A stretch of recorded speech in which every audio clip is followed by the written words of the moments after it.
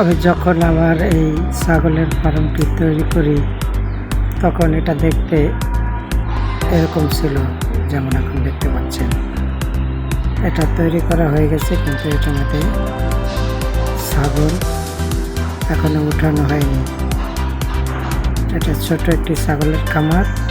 আমি চালি হিসেবে বাঁশ দিয়েছি, কারণ বাঁশ পেচ্ছাপে তেমন একটা ভেজে না।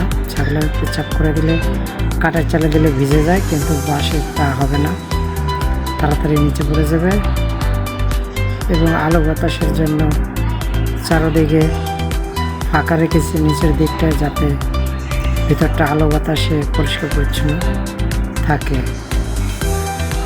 অনেকে নিচের দিকটা টিন দেয়, আমি মনে করি নিচের দিকটা টিন দেওয়া ভালো না।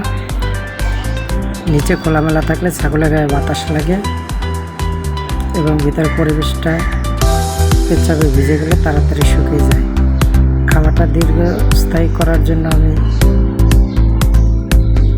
পিলার দিয়েছি ফার্মের নিচে, সিমেন্টের তৈরি রড দিয়ে।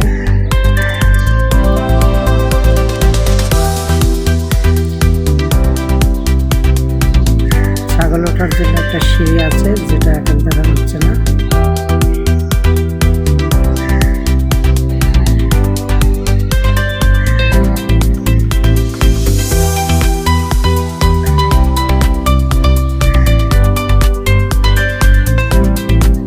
আপনাদের কেমন লাগলো ছাগলের ফার্মটি দেখে জানাবেন।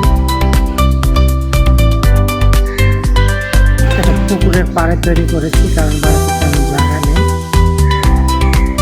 অনেকেই জানে না যে পুকুরের পাড়েও ছাগলের ফার্ম তৈরি করা সম্ভব। তাই দেখেন, এখন আমি কিছু ছাগল কিনে এই ফার্মে তুলেছি। নতুন ফার্ম, বাঁশ দেখলেই বুঝতে পারতেছেন। নিচে 4টি বাচ্চা ছাগল কিনেছি। তবে আপনাদের বলবো, আপনারা বাচ্চা ছাগল দিয়ে শুরু করবেন না, কারণ বাচ্চা ছাগল দিয়ে শুরু করলে টাকা আসতে অনেক সময় লাগে।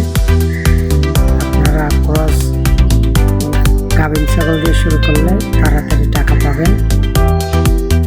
তবে আমার অভিজ্ঞতা ছিল না, তাই আমি বাচ্চা ছাগল দিয়ে শুরু করেছি, যে যদি লস হয়, মারা যায়, তাহলে কমের উপর দিয়ে যাবে।